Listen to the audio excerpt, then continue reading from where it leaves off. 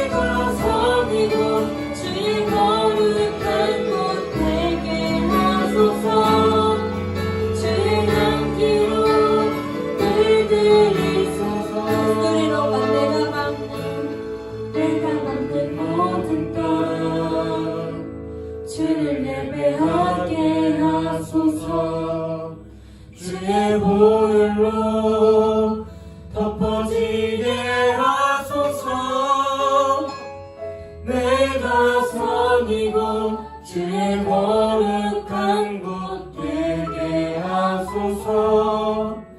주의 향기로 물들이소서.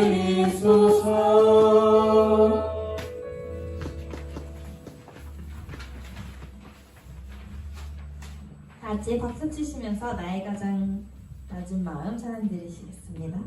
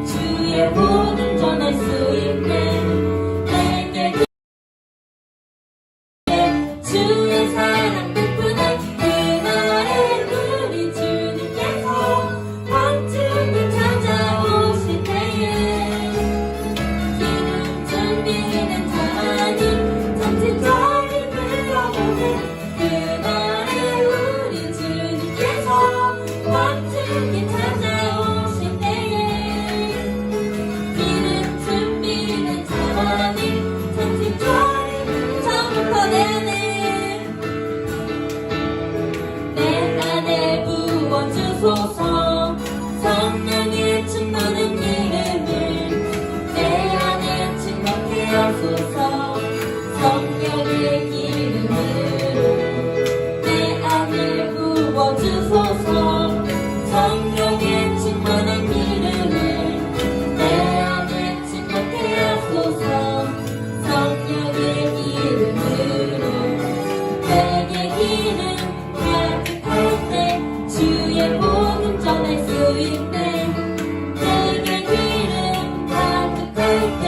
주의 사랑 덕분에 그날에 우리 주님께서 멋지게 찾아오신 때에 이른 준비된 자만이 잔치 저리 들어가는 그날에 우리 주님께서 멋지게 찾아오신 때에 이른 준비된 자만이 잔치 저리 마지막으로 그날에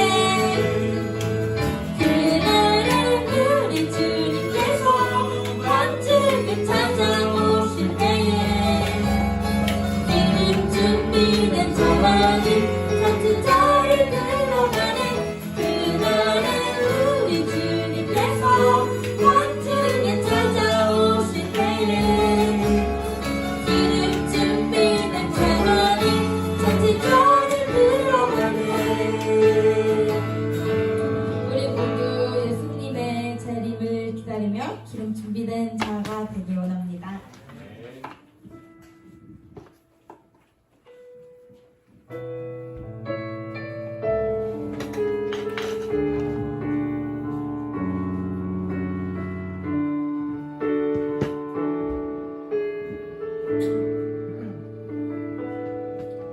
하나님의 부르심에는 후회하심이 없네. 내가 이 자리에 선 부르심이라 하나님의 부르심에는 결코 실수가 없네. 나를 부르신 하나님의 신실하심을 믿네. 작은 나를 부르신 뜻을 나는 알 수 없지만 오직 감사와 순종으로 주의 길을 가리라. 때론 내가 연약해져도 주님 날 도우시니 주의 놀라운 그 계획을 나는 믿으며 살리. 날 부르신 뜻 내 생각보다 크고 날 향한 계획 날 지혜로 측량 못하나 가장 좋은 길로 가장 완전한 길로 오늘도 날 이끄신 믿네. 하나님의 부르심에는 후회하심이 없네. 내가 이 자리에 선 것도 주의 부르심이라.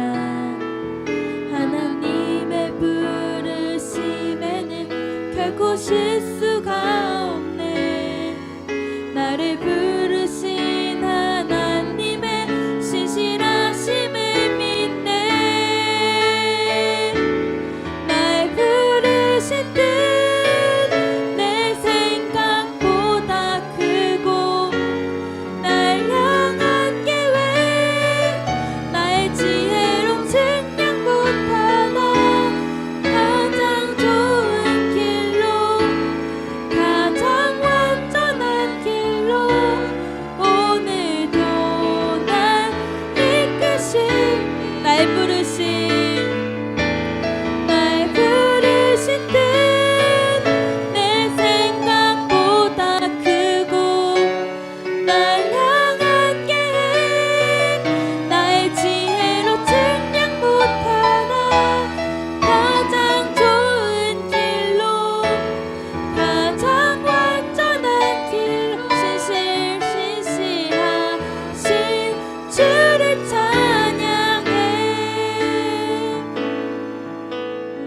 다 같이 기도 드리셨으면 좋겠습니다. 우리가 오늘 첫 곡으로 부른 것처럼 아무도 예배하지 않는 아무도 헌신하지 않는 그곳에서 우리가 주님을 예배하고 주님께 헌신하길 바랍니다. 우리가 가는 모든 땅, 우리가 밟는 모든 땅 주님을 예배하는, 그리스도의 향기가 나는 자들이 되기 원합니다. 이 기도 제목으로 기도드리시겠습니다.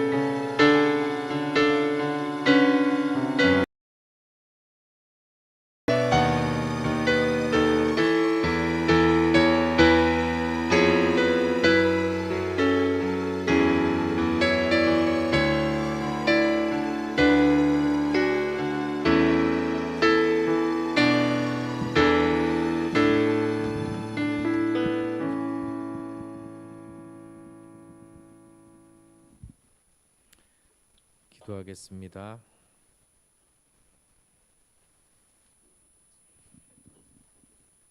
토마스 아켄피스 기도문을 읽겠습니다.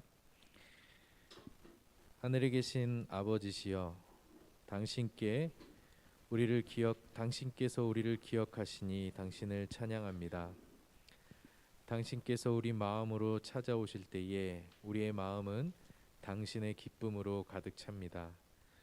당신께서는 우리의 영광이시며 우리 마음이 부르는 노래의 제목이십니다. 당신께서 우리의 소망이시며 힘겨운 날의 피난처가 되십니다.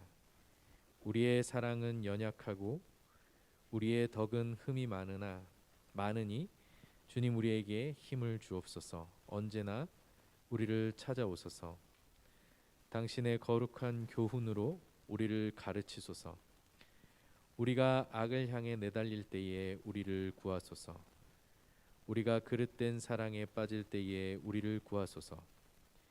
우리 내면을 치유하시고 정화해 주소서. 그리하여 진실하게 사랑하고 고난에도 지치지 않으며 한결같이 인내하도록 하옵소서. 예수님의 이름으로 기도합니다. 아멘.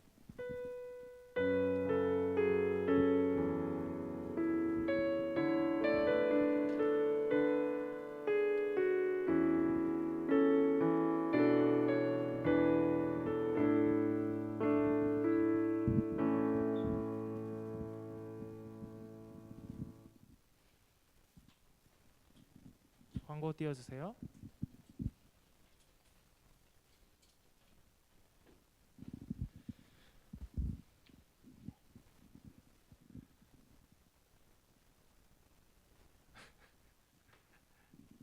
네, 우리 청년부 예배 시간 오후 2시죠. 2시인 거 다 아시겠지만 1시 50분까지는 와야 하지 않겠습니까?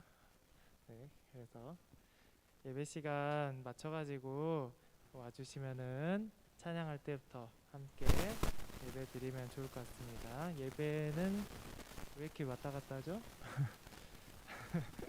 찬양부터 예배 시작이니까 꼭 예배 시간 잘 지켜주시면 좋을 것 같습니다. 예배 후에 오늘도 셀 모임 있고요. 네. 그리고 세대 통합 예배 10월 23일 다음 주 주일 오전 11시에 저희 3층 본당 청년부 예배 따로 없이 거기에서 통합으로 드리는 거니까 네가 시간 맞춰가지고 오시면 되겠습니다. 다 같이 세대를 아울러서 함께 예배를 드리면서 성산교회 하나됨을 느꼈으면 좋을 것 같아요. 그리고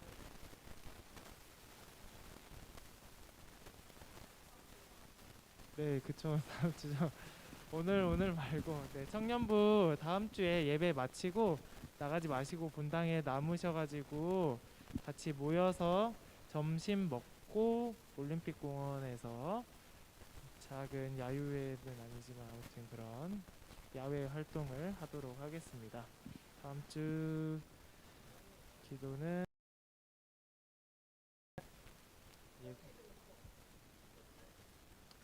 다음 주 기도는 제가 하겠습니다. 이 시간 우리 아직 헌금 못하신 분들은 뒤에 헌금함에 헌금 찬양하시면서 헌금하시도록 하겠습니다.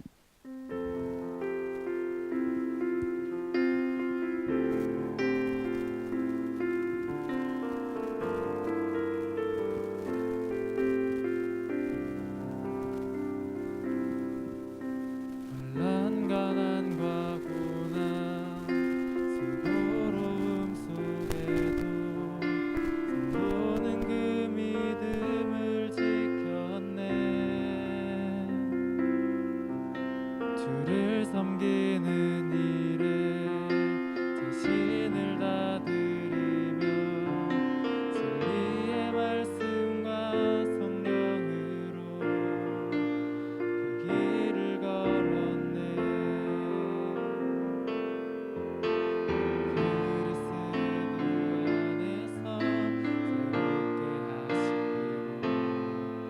그리스도로 인하여 자유케 되었네. 우리는 무명하나 유명한 자요. 죽음의 위기 속에도 생명 가졌고 근심하나 기뻐하며 하나 다른 이를 부욕해 하는 자보다.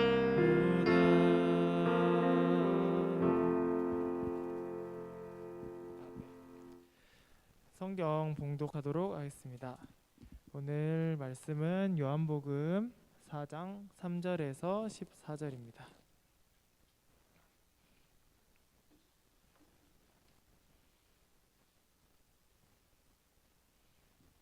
요한복음 4장 3절에서 14절 다 찾으셨나요? 네, 교독하도록 하겠습니다. 유대를 떠나사 다시 갈릴리로 가실새 사마리아에 있는 수가라 하는 동네에 이르시니 야곱이 그 아들 요셉에게 준 땅이 가깝고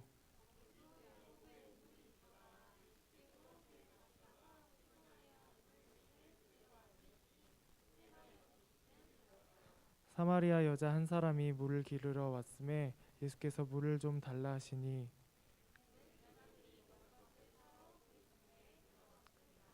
사마리아 여자가 이르되 당신은 유대인으로서 어찌하여 사마리아 여자인 나에게 물을 달라 하나이까 하니 이는 유대인이 사마리아인과 상종하지 아니함이로라.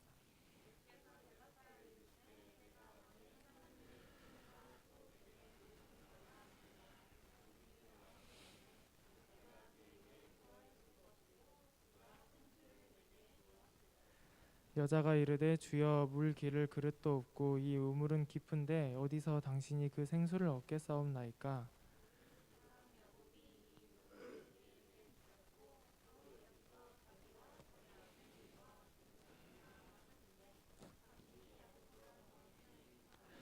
예수께서 대답하여 이르시되 이 물을 마시는 자마다 다시 목마르려니와 내가 주는 물을 마시는 자는 영원히 목마르지 아니하리니 내가 주는 물은 그 속에서 영생하도록 솟아나는 샘물이 되리라. 아멘. 우물과 샘물이라는 말씀 목사님께서 전해주시겠습니다.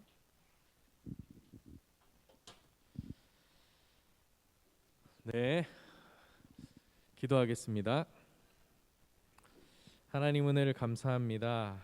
주님 앞에 나올 때에 또 우리가 한 주간의 삶을 돌아보면 죄도 많이 지었고 교제를 많이 하지도 못했고 나의 삶에 바빠서 이렇게 저렇게 살다가 이 자리에 나왔습니다. 주님, 우리의 연약함을 아시고 또 우리의 죄를 아시는 주님, 이 시간 주님 앞에 우리의 죄와 연약함을 내려놓사오니 주님께서 새롭게 하여 주시고 깨끗게 하여 주시옵소서. 주님, 이 시간 예배로 나아가는 우리의 마음을 점검합니다. 우리의 마음이 하나님을 향해 있는지 돌아봅니다. 이 시간 우리가 왜 이 자리에 예배하러 나왔는지 생각하게 하시고 점검하게 하시고 그 마음의 중심이 하나님을 향할 수 있도록 성령님께서 우리의 마음을 주장하여 주시옵소서. 시간 하나님의 말씀 들을 때에 주님께서 그 말씀을 통하여 우리의 어둠을 깨워주시고 우리의 마음 가운데 악하고 더러운 것들이 깨끗하여지며 우리가 무지하고 우리가 연약함 가운데 있을 때에 이 말씀이 지혜가 되게 하시고 힘이 되게 하여 주시옵소서. 주님, 이 시간 또한 우리가 빈손으로 나오지 않고 하나님께 예물 드립니다. 드리는 손길마다 주님 축복하여 주시고 그 믿음에 은혜를 더하여 주시옵시며 우리 삶의 모든 것의 주인이 주님이심을 고백하오니 주께서 우리의 삶을 주장하여 주시고 통치하여 주시옵소서. 말씀 들을 때에 우리의 마음과 귀가 열리게 하시고 말씀이 우리 마음 가운데 새겨져 우리의 삶을 변화시키는 능력의 말씀 되게 하여 주시옵소서. 감사드리며 예수님의 이름으로 기도하옵나이다. 아멘. 반갑습니다. 네, 어제 우리 학도 결혼식에 다녀왔습니다. 우리 학도가 결혼을 했네요. 네, 여러분들 결혼 많이 하시고 연애도 많이 하시고 그러셨으면 좋겠다라는 생각을 했습니다. 제가 그 어릴 때에 그 외할머니에게 굉장히 잔소리를 많이 들었었거든요. 제가 어렸을 때 말을 되게 잘 안 들어서 할머니가 잔소리를 되게 많이 하셨는데 할머니가 교회 갈 때마다 교회 갈 때마다 하시는 말씀이 교회 예배 가서 하나님을 만나는 방법이 세 가지가 있다고 말씀을 하시는 거예요. 예배 가서 하나님을 만나려면 이 세 가지가 반드시 있어야 된다. 이 세 가지 중에 하나라도 준비가 안 되면 하나님을 만날 수 없다. 이렇게 말씀을 하셨는데 그 세 가지 중에 하나가 뭐였냐면 예배에 늦지 마라. 네, 정시에 들어가라. 아니 진짜 그냥 뭐 여러분들 예배 빨리 나오라고 하는 말이 아니라 진짜 저희 할머니가 그렇게 예배에 늦으면 하나님 못 만난다. 이렇게 얘기를 하셨어요. 두 번째가 헌금을 드려라. 이거였어요. 헌금을 드려라. 헌금을 까먹지 말고 미리 준비해 가서 하나님께 드려라. 이 두 번째. 마지막 세 번째는 뭐였을까요? 줄 수도 있죠 뭐. 그건 목사님 잘못이잖아요. 세 번째는 예배가 마치기 전에 나가지 마라. 네, 예배가 마치기 전에 나가지 마라. 목사님하고 인사하고 나가라. 이거예요. 네, 이 세 가지를 반드시 지켜야지 하나님을 만날 수 있다고 말씀하셨어요. 여러분들이 예배 가운데 하나님을 못 만나시는 이유는 이 세 가지 중에 하나가 안 돼 있어서 그래요. 여러분들이 제가 아까 기도할 때도 기도했지만 내가 예배에 나올 때 내 마음을 점검하고 내가 이 자리에 왜 나와서 앉아 있지 이 시간에 이것을 우리가 항상 생각을 했으면 좋겠어요. 우리가 뭐 맞춰서 1분이라도 늦으면 혹시나 중요한 장면 놓칠까봐 달려가잖아요. 네, 예배에 나올 때 우리가 어떤 마음으로 나오는지 그것을 좀 생각해 주셨으면 좋겠습니다. 오늘은 말씀 전하기 전에 그 아까 광고 들으셨지만 다음 주일은 청년부 예배가 세대 통합 예배니까 본당에서 11시에 여러분들 예배를 드립니다. 2시에 청년부 예배실 와도 아무도 없을 거예요. 그래서 그리고 여러분 그 예배 끝나고 바로 저희는 이제 그 청년부 소풍을 갈 거예요. 그러니까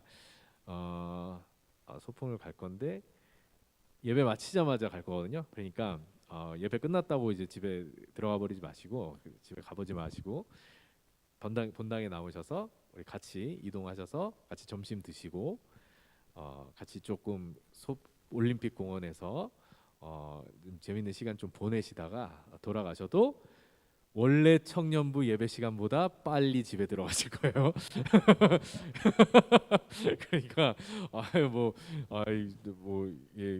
빨리 끝났다고 이렇게 좋았다고 집에 가지 마시고 내일 예배 다음 주에 모두 다 소풍까지 끝까지 참석해 주시길 바라겠습니다. 네, 오늘은 요한복음 4장 3절에서 14절 말씀 우물과 샘물에 이라는 제목으로 말씀을 나누도록 할게요. 자, 이게 그 유명한 이제 사마리아 여인과 예수님이 만나서 대화를 하시는 장면인데요. 여기서 우리가 좀 그 살펴봐야 될 내용들이 원래 이 대화가 14절에서 4장 거의 끝까지 이어지는데 니고데모와 예수님이 대화한 것만큼이나 많은 분량이기도 하고 또 중요한 내용이 담겨져 있어요. 우리가 생각해야 될 포인트들이 많은데 어쨌든 오늘은 13절부터 14절까지의 내용을 가지고 말씀을 좀 나누려고 합니다. 예수님께서 유대에서 갈릴리로 가시는 길에 사마리아 땅의 수가라는 마을에 들리십니다. 이게 이거 왜 안 되죠? 제가 안 켰군요.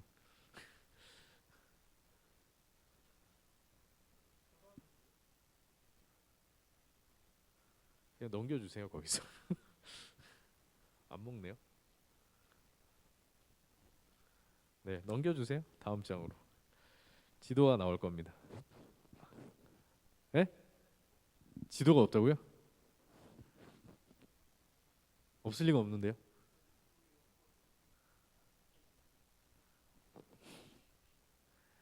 지도가 없어도 상관은 없지만 있으면 좋을 것 같은데. 없어요? 네? 없으면 놔두세요. 네, 지도가 없네요. 네, 유대에서 갈릴리로 가시는 길에 사마리아 땅의 수가라는 마을에 들르시는 장면이 나오는데 유대 땅은 이스라엘 지도가 이렇게 길게 있으면 제일 남쪽이 유대 땅이고 제일 북쪽이 갈릴리 땅이에요. 그리고 그 중간에 사마리아 땅이 있습니다. 그래서 유대와 갈릴리 그 사이에 사마리아 땅이 있고요. 그 사마리아 땅에 이제 수가라는 마을에 들르시는 거예요. 근데 우리가 본문의 4절에 보시면 유대에서 갈릴리로 가려면 사마리아를 거쳐야 했다라고 나오는데 이것이 지리적으로 반드시 거쳐야 했다라는 뜻이 아니에요. 무슨 말인지 아시겠어요?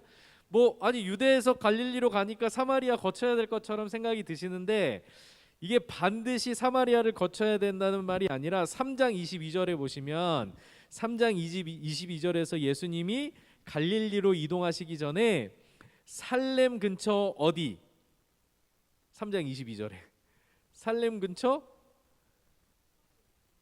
네, 3장 22절에 안 나와요? 요한복음 3장 22절. 아니에요? 오늘 제가 죄송해요. 실수가 많네요.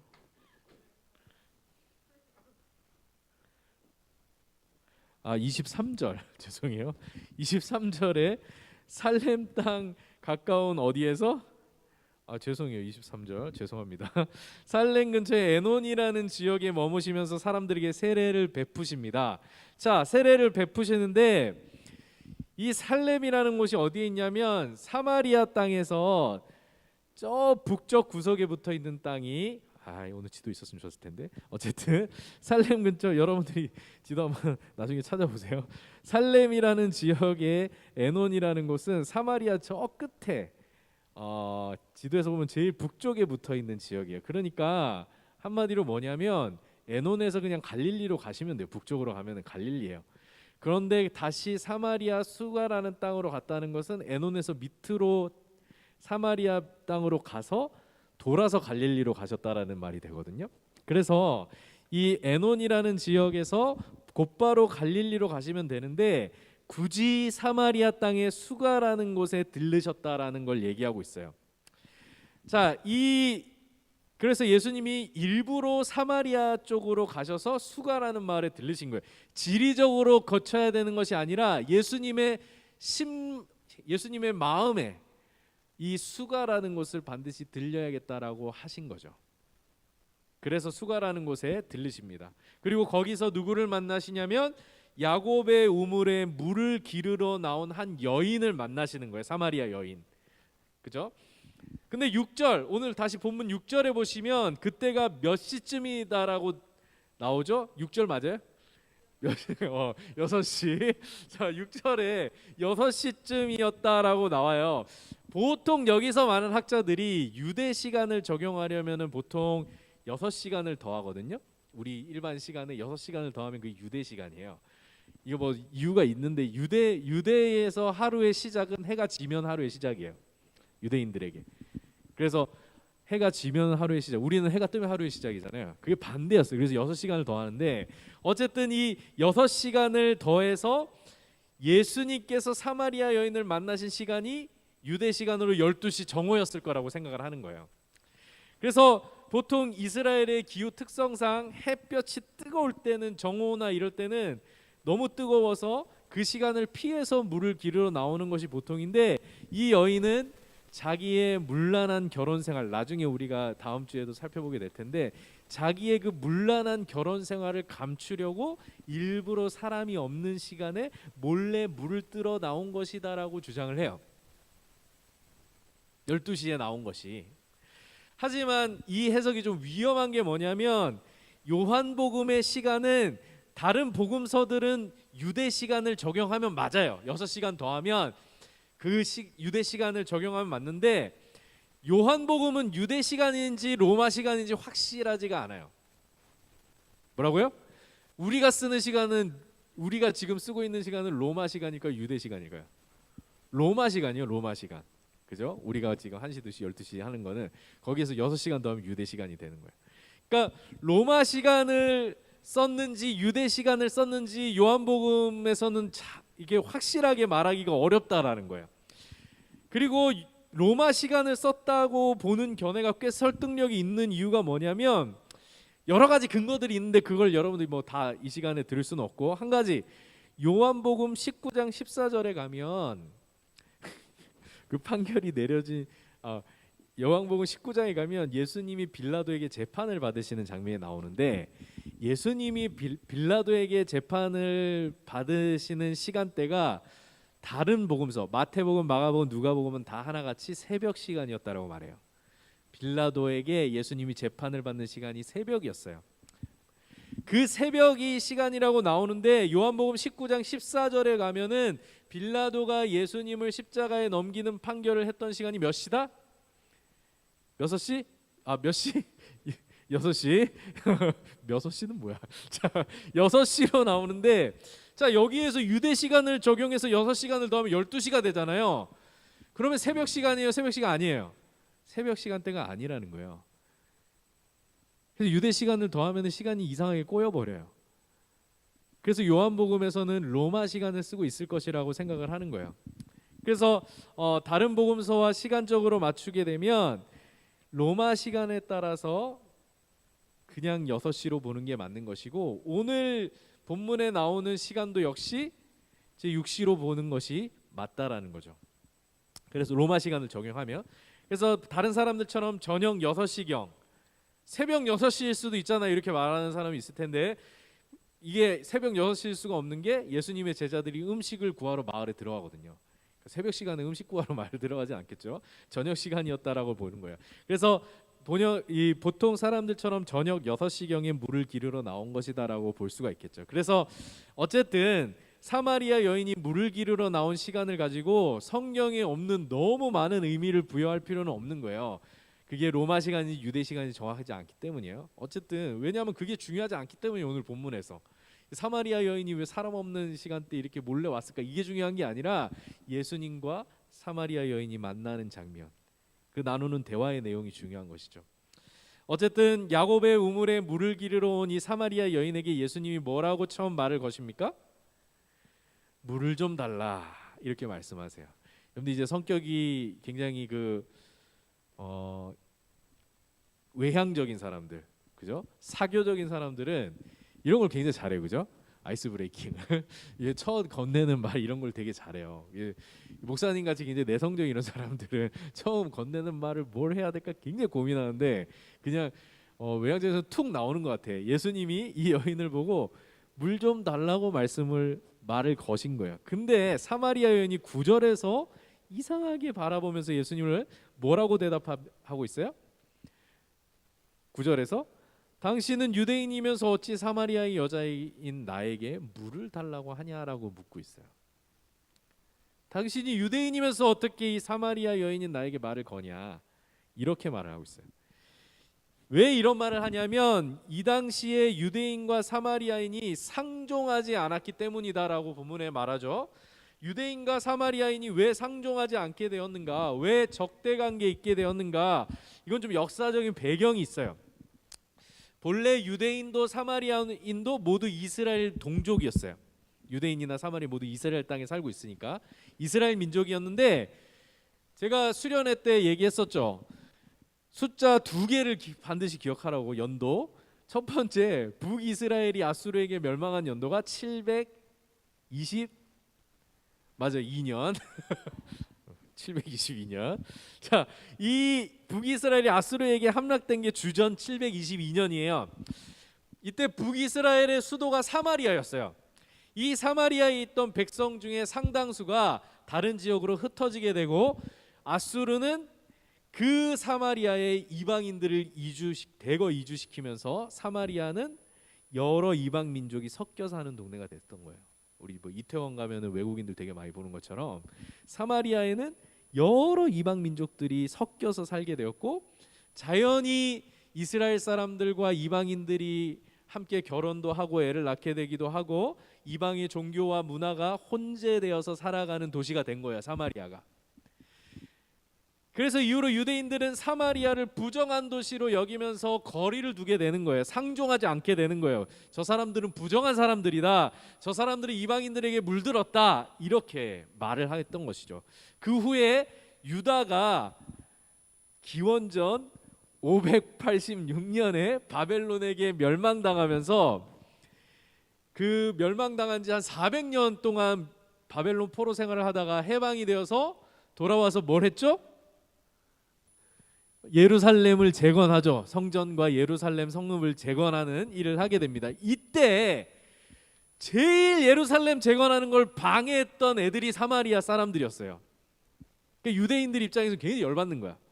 동족끼리 이럴 수가 있나. 사마리아 사람들이 예루살렘 재건하는 것을 방해하면서 갈등의 골이 굉장히 깊어집니다. 그리고 결정적으로 주전 128년에 유대 제사장들이 그리심산에 있는 사마리아 성전을 불태우게 돼요. 여러분들 나중에 그 사마리아 지도를 보시면 아시겠지만 성경에 나오는 유명한 두 산 있잖아요. 그리심산과 에발산이 그 사마리아를, 이 수가성을 두르고 있어요. 특히 이제 축복을 상징하는 그리심산에 사마리아 성전이 있었거든요. 사마리아 사람들과 유대 사람들은 상종하지 않았기 때문에 예루살렘 성전에 가지 않고 사마리아 성전을 따로 지어서 거기서 예배를 드리고 있었던 거예요. 그러니까 유대인들 중에 유대 제사장들이 주전 128년에 그리심산에 쳐들어가서 사마리아 성전을 불태워버립니다. 이 사건으로 인해 유대인과 사마리아인들은 완전히 원수지간이 된 거예요. 서로 상종하지도 않게 된 겁니다. 이런 배경에 불구하고 유대인인 예수님께서 일부러 사마리아에 찾아가셔서 사마리아 여인에게 말을 거신 것이 너무나 놀라운 사건이었고, 이 사마리아 여인에게는 너무나 깜짝 놀랄 일이 된 거예요. 제가 예전에 그 블라디보스톡에 선교를 간 적이 있었는데 거기서 평양냉면집에 갔었거든요. 거기에 가면 북한 사람들이 냉면을 팔아요. 북한 사람들이 운영하는 가게예요. 그래가지고 제가 거기 가가지고 이제 평양냉면을 먹는데 그 북한 여 종업원들이 이렇게 서빙도 해주고 이러니까 되게 뭐 내가 북한에 와 있는 것 같고, 그런데 이게 함부로 이게 말을 걸기가 되게 좀 어려운 거예요. 우리 북한 사람들에게 말을 걸기 어렵고, 그래서 제가 평양냉면을 먹다가 화장실에 갔는데, 화장실을 가는 길에 여기 그 뭐죠?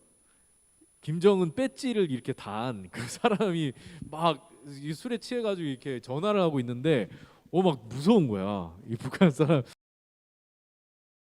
이 관료를 이렇게 실제로 보니까 무서운 거, 함부로 이렇게 뭘 못하겠는 거예요. 이런 어떤 그 남한과 북한 사이에도 이런 거리감이 있는데, 사마리아인과 유대인 사이의 그 원수지간에서 예수님이 유대인으로서 사마리아 여인에게 말을 걸었다는 거죠. 굉장히 큰 사건이라는 거예요. 그것은 당시의 경계와 금기를 허무는 일이었어요. 유대인과 사마리아인 사이의 그 오랜 갈등의 벽을 넘어서는 일이었죠. 물 좀 달라고 하는 그 말 하나가. 복음은 이렇게 모든 경계와 갈등을 허물고 우리를 찾아오는 거예요. 복음이 만약에 어떤 특정한 대상만을 위한 것이라면 그것은 하나님의 능력이라고 말하기가 어렵겠죠. 그런데 가난한 자들에게는 어떤 게 복음일까요? 가난한 자들에게는 뭐가 복음이에요? 가난에서 벗어나는 게 복음이죠. 반면에 부자들에게는 세금이 줄거나 뭐 부동산 가격이 오르거나 이런 게 복음일 수 있을 거예요. 병자들에게는 병에서 낫는 것이 복음이고, 취준생들은 좋은 직장에 들어가는 게 복음이고, 이처럼 각자에게 각자의 상황에 맞는 복음들이 있을 거예요. 좋은 소식들이 있을 거예요.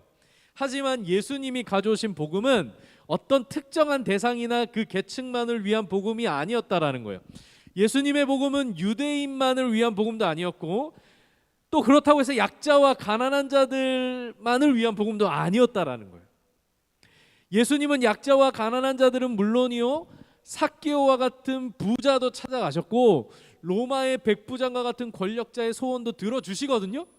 예수님의 복음은 어떤 특정한 어떤 그 계층이나 그런 대상을 가진 복음이 아니라 모든 사람들에게, 모든 믿는 자에게 구원을 베푸시는 하나님의 능력이 되는 거예요. 이게 복음이 가진 놀라운 스펙트럼이에요. 복음은 모든 믿는 자에게 구원을 주시는 하나님의 능력이다. 여기에는 차별이 있을 수 있다 없다? 있을 수 없는 거예요.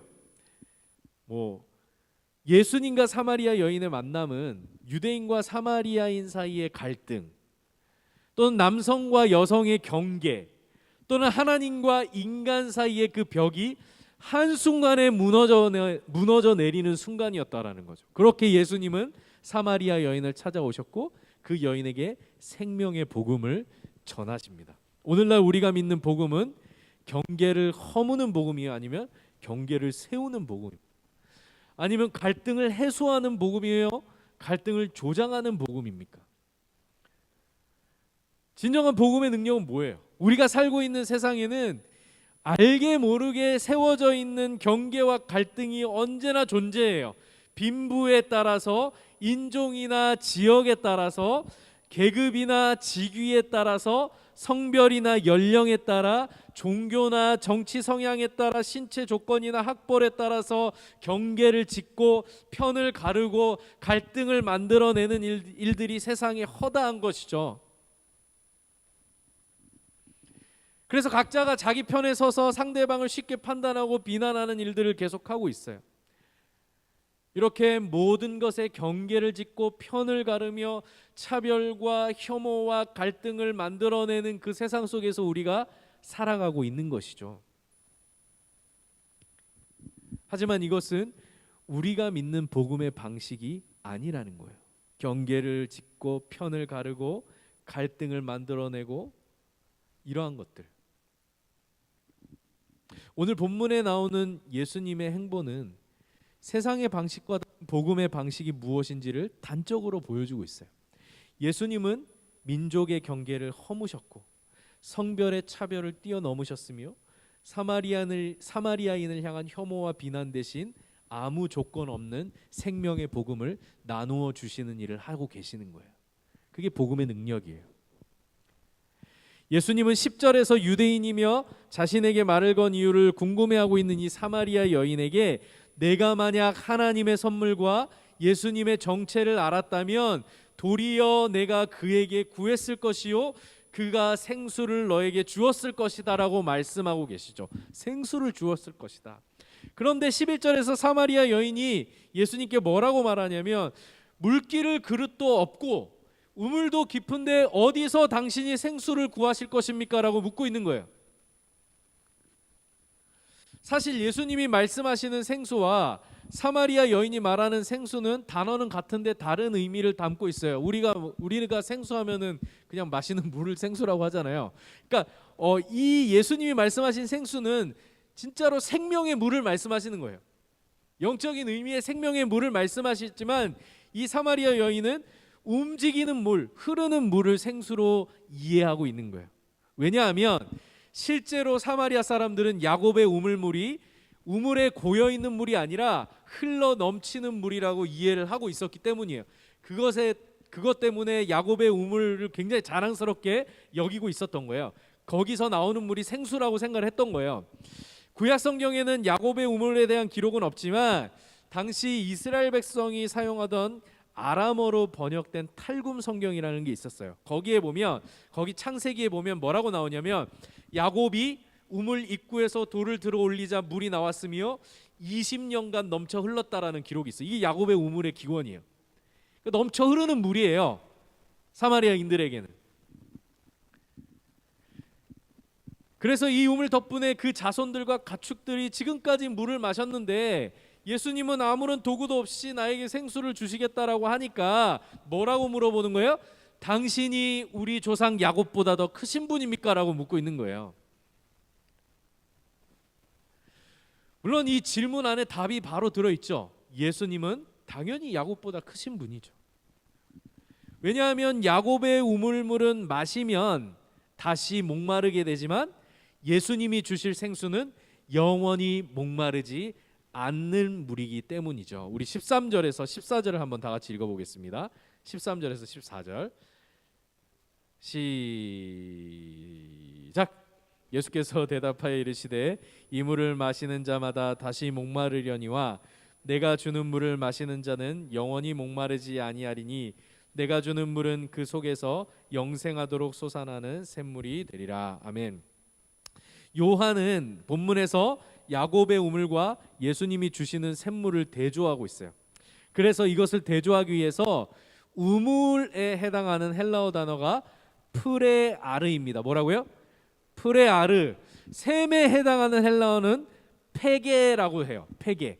이 프레아르와 페게를 아주 재미있게 배치를 시키는데 여러분들이 이게 헬라어로 읽지 않으니까 이걸 알 수가 없겠죠. 먼저 6절에 요한이 예수님께서 방문하신 수가라는 동네에 야곱의 우물이 있었더라고 설명할 때에 이 야곱의 우물에는 우물을 뜻하는 프레아르 대신에 샘을 뜻하는 페게를 썼습니다. 야곱의 페게가 있었다. 이렇게 말하고 있어요. 왜 우물이 아니라 샘을 얘기하고 있는 걸까? 이렇게 의문을 갖게 돼요. 비록 페게가 샘에 가까운 단어이지만 우물이라는 의미도 갖고 있기는 해요. 이렇게 쓸 수는 있어요. 그런데 그러면은 계속 야곱의 우물에는 페게를 썼어야 되는데 11절에서 12절에 사마리아 여인이 야곱의 우물을 가리킬 때는 페게 대신에 프레아르, 보통 우물을 얘기하는 프레아르를 씁니다. 그래서 야곱의 우물을 야곱의 프레아르라고 쓰고 있는 거예요. 사마리아 여인은. 그리고 마지막으로 14절에서 예수님이 영생하도록 솟아나는 샘물이라고 말씀하실 때 다시 페게를 쓰십니다. 페게. 그러니까 제일 앞에서 야곱의 우물을 페게라고 했는데 마지막에 영생하도록 솟아나는 샘물이 페게라고 예수님이 말씀을 하시는 것이죠. 처음에 마을 사람들에게 페게였던 야곱의 우물. 아까도 얘기했듯이 야곱의 우물 흘러 넘치기 때문에 그것을 사람들이 샘물이라고 생각을 했던 거죠. 그 사람들에게는. 근데 예수님과 사마리아 여인의 대화의 과정에서 평범한 우물을 뜻하는 프레아르로 이 야곱의 우물이 바뀌고 있어요. 그냥 그건 전 평범한 우물이야. 그리고 진정한 페게, 진정한 샘물은 뭐라는 거예요? 예수님이 주시는 영생하도록 솟아나는 샘물이 페게라는 거예요. 야곱의 우물을 예수님의 샘물이 대체하고 있는 거예요. 수가 성읍 사람들이 자기들의 페게, 즉 생수가 흐르는 샘으로 의지했던 야곱의 우물이 사실은 단순한 우물로 마시면 또 목마르게 되는 한계를 가지고 있었지만 예수님이 주시는 생수가 바로 우리 안에서 영생하도록 솟아나는 페게가 될 것임을, 샘물이 될 것임을 대조해서 보여주고 계시는 것이죠. 예수님은 야곱의 우물을 대체하시는 영원한 생수를 우리에게 주실 분이시다. 예수님이 주시는 생수는 요한복음 안에서 예수님의 말씀과 성령으로 상징되어서 계속 언급될 거예요. 예수님의 말씀과 성령, 이것은 분리될 수 없는 거예요. 야곱의 우물은 갈증을 해소해 주지만 우리에게 생명을 주지는 못해요. 아무리 비싼 물이라도, 제일 비싼 물이 뭐예요? 뭐 에비앙. 아무리 에비앙이라도, 여러분들이 아는 제일 비싼 생수죠. 아무리 에비앙이라도 우리에게 생명을 주지는 못한다라는 거예요. 하지만 예수님은 당신의 말씀과 영을 통하여 우리에게 생명을 주시는 분이시다. 그러므로 우리는 예수님이 주시는 생수를 마심으로써 영생을 누릴 수 있게 된다, 이 말을 하려는 거예요. 다시 말해서 우리는 오직 예수님의 말씀과 성령을 통해서만 참 생명을 얻게 된다라는 거예요. 참 생명이 뭐예요? 참 생명이란 뭘까요? 하나님과 사귐을 가능케 하는 생명이에요. 생명이 없는 것과 하나님이 사귈 수 없어요. 하나님과의 사귐을 가능케 하는 것이 생명이다. 하나님과의 사귐을 통해 거룩함에 이르는 열매를 맺고 영생에 이르게 하는 생명이 참 생명이라는 거예요. 그건 예수님만이 우리에게 주실 수 있는 거예요. 예수님의 말씀과 성령이 우리 안에 거하지 않으면 우리에게는 참 생명이 없고, 참 생명이 없으면 하나님과 사귈 수 없고, 그 마지막은 사망이라는 것이죠. 이걸 우리가 알아야 되는 거예요. 예수를 믿음으로 참 생명 안에 거하는 자는 더 이상 세상의 우물에서 생명을 구하지 않는 거예요.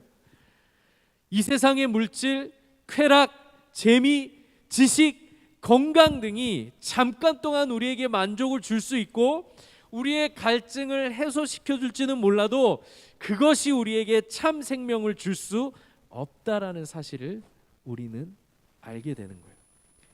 이 세상에 속한 것들은 우리에게 생명을 주기는커녕 더 깊은 갈증으로 계속해서 우물을 찾게 만들고, 그렇게 우리를 참 생명으로부터 멀어지게 만들고 사망에 이르게 만드는 거예요. 우리에게 있는 생명을 빼앗는 거예요. 그것이 세상의 우물이에요. 잠깐 동안 만족할 수 있지만 다시 목마르게 되고 다시 그 우물을 찾을 수밖에 없게 만드는 것이죠. 예수님과의 만남을 통해 사마리아 여인은 이 야곱의 우물을 의지하던 삶에서 벗어나 그리스도로 말미암는 참 생명을 누리는 삶으로 나아가게 되는 것이죠. 우리도 지금까지 샘물이라 여겼던 그 세상이 한낱 우물에 불과하다는 것을 깨달아야 하는 것이죠. 우리가 예수께 나올 때 우리가 의지하고 우리가 욕망하고 우리가 바라봤던 저 세상은 우물에 불과하다라는 거예요. 거기로부터 오는 모든 유익들은 우물물에 불과한 거예요. 잠깐 우리의 목을 축여주고 우리에게 만족을 주고 우리의 갈증을 해소해 줄지 모르지만 다시금 목마르게 되고 그것이 우리의 생명을 빼앗아가게 되고 우리 안에 있는 참 생명을 가져가게 되는, 그래서 우리를 사망에 이르게 만드는 것들이라는 것이죠. 그것이 우물이에요. 세상은 그래서 우물이에요. 더 이상 이 우물을 의지하던 삶에서 벗어나서 우리 안에서 영생하도록 솟는 샘물을 우리에게 주시는 예수께로 나아가라는 거예요. 우리도 지금까지 샘물로 여겼던 그 세상이 한낱 우물에 불과하다는 것을 깨닫고 믿음 안에서 우리 안에 영생하도록 솟아나는 샘물로 살아가야 한다라는 것을 오늘 본문이 우리에게 말해주고 있는 것입니다. 예수님의 말씀, 예수님의 그 성령으로 우리에게 영생하도록 솟아나는 샘물을 주시는 예수 그리스도 안에서 참 생명을 가지고 살아가시는 청년들이 되시길 바라겠습니다.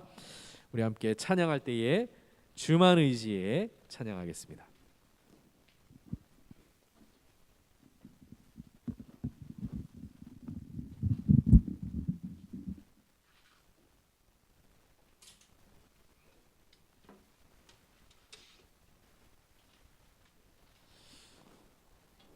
주만 의지에 함께 우리 가사를 생각하시면서 찬양하며 나갔으면 좋겠습니다.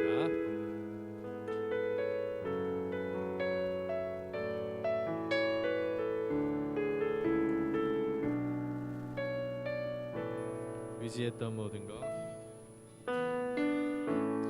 의지했던 모든 것 변해가고 억울한 마음은 커져가네.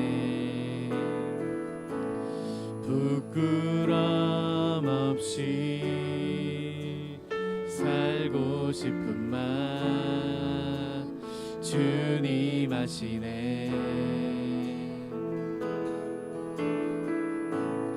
모든 일을 선으로 이겨내고 죄의 유혹을 따르지 않네. 나를 구원하신 영원한 그 사랑 그 신금에 날 붙드시네. 주어진 내 삶이 작게만 보여도 선하신 주 나를 이끄신 분의 중심을 보시는 주님만 따르네. 날 택하신 주만 의지해. 보이는 상황에 무너질지라도 예수 능력이 나를 붙드네. 보이지 않아도 주님만 따르네. 내 평생 주님을 노래하리라. 의지했던 모든 것 의지했던 모든 것 변해가고 억울한 마음은 커져가네. 부끄럼 없이 살고 싶은 맘 주님 아시네. 모든 일을 선으로 모든 일을 선으로 이겨내고 죄의 유혹을 따르지 않네. 나를 구원하신 영원한 그 사랑 그 신금에 날 붙드시네. 주어진 내 삶이 작게만 보여도 선하신 주 나를 이끄신 분의 중심을 보시는 주님만 따르네. 날 택하신 주만 의지해.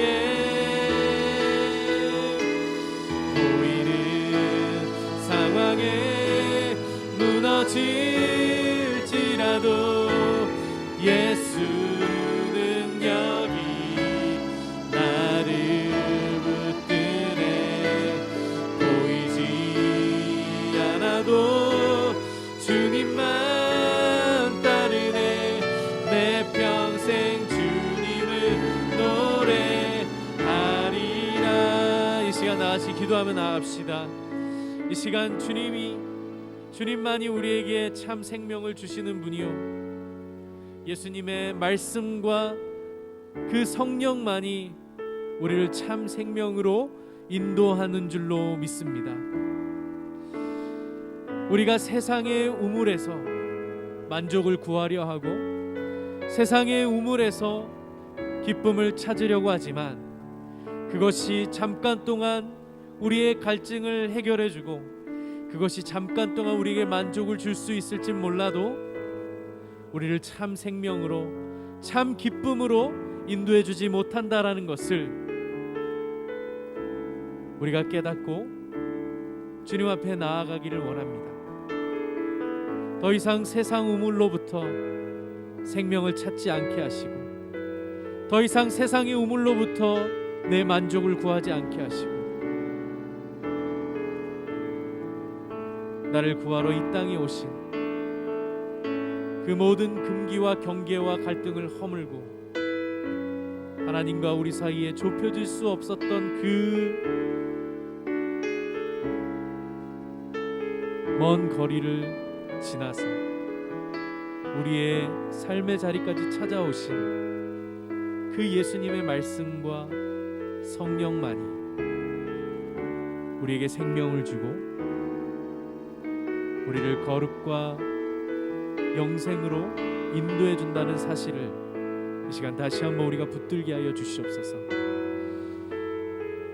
더 이상 세상 우물로부터 생명을 찾는 것이 아니라 예수에게서 생명을 찾고 예수님의 말씀과 성령으로 말미암아 참 생명 안에 거하는 삶을 살아가는 우리의 삶이 되게 하여 주시옵소서. 그 생명의 기쁨을 나누고 그 생명을 다른 사람에게 전할 수 있는 우리의 믿음과 우리의 삶이 되게 하여 주시옵소서. 우리 다 하나님께 기도하겠습니다.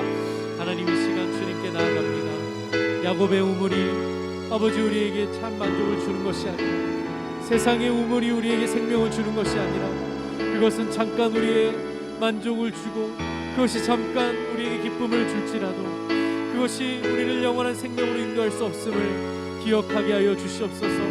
우리를 거룩한 삶으로 거룩한 열매를 맺게 할 수 없음을 다시 한번 깨닫는 이 시간이 되기를 원합니다. 아버지, 우리가 세상의 우물로부터 기쁨을 구하지 않게 하시고 세상의 우물로부터 생명을 구하지 않게 하시고 오직 예수 그리스도를 통하여 그분의 말씀과 성령을 통하여 우리가 충만한 생명을 받아 누리게 하시고 충만한 기쁨을 누리게 하시고 온전한 만족을 느끼며 살아갈 수 있는 우리의 삶이 되기를 원합니다. 아버지 하나님, 우리가 주님이 우리에게 주시는 말씀으로 아버지 주님이 우리에게 부어주신 성령으로 말미암아 아버지 참 생명을 누리게 하여 주시고 그 생명을 나누게 하여 주시옵시며 그 생명 안에서 우리가 하나님과 사귀며 하나님과 교제하며 하나님을 닮아가는 삶을 살아갈 수 있도록 주님 우리 가운데 역사하여 주시고 함께하여 주시옵소서. 아버지, 우리 가운데 아버지 영생하도록 솟아나는 샘물을 주신 주님, 아버지의 시간도 주님께 의지하며 아버지 그 샘물을 아버지여 샘물을 통하여 참 생명을 누리는 삶을 살게 도와주시옵소서. 아버지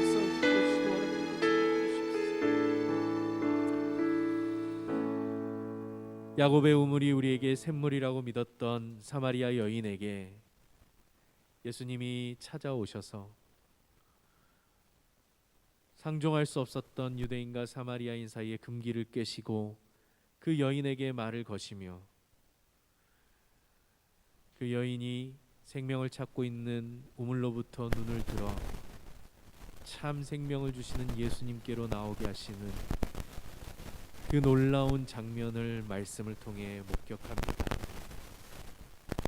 예수님의 말씀이 사마리아 여인을 변화시키고 예수님의 성령이 사마리아를 변화시키는 그 놀라운 이야기들을 통하여 우리가 세상의 우물로부터 생명을 구하고 있고 세상의 우물로부터 만족과 기쁨을 찾고 있다면 이 시간 우리가 변화를 받아 다시금 예수님께로 돌아가는 믿음이 되게 하시고 예수님의 말씀과 성령 안에서 참 생명을 누리는 삶을 살아가는 믿음이 되게 하여 주시옵소서.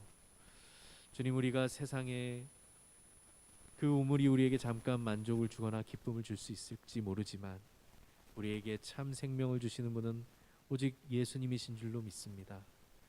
그 참 생명을 통하여 하나님과 사귐이 있게 하시고 그 참 생명을 통하여 하나님을 닮아가게 하시며 그 참 생명을 통하여 하나님과 영원토록 동행하는 우리 청년들이 될 수 있도록 은혜를 베풀어 주시옵소서.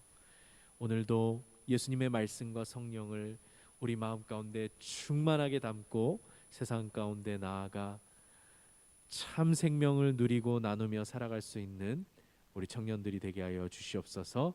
감사드리며 예수님의 이름으로 기도하옵나이다. 아멘. 지금은 우리 주 예수 그리스도의 은혜와 하나님의 사랑과 성령님의 위로 교통 충만하심이 예수 그리스도 안에서 참 생명을 누리고 예수님의 말씀과 성령을 통하여 하나님과 사귐이 있는 삶을 살기를 소원하는 성산교회 모든 청년들 위에와 그들의 삶 가운데 그들의 신앙 가운데 이제부터 영원토록 함께 있을지어다. 아멘. 수고하셨습니다.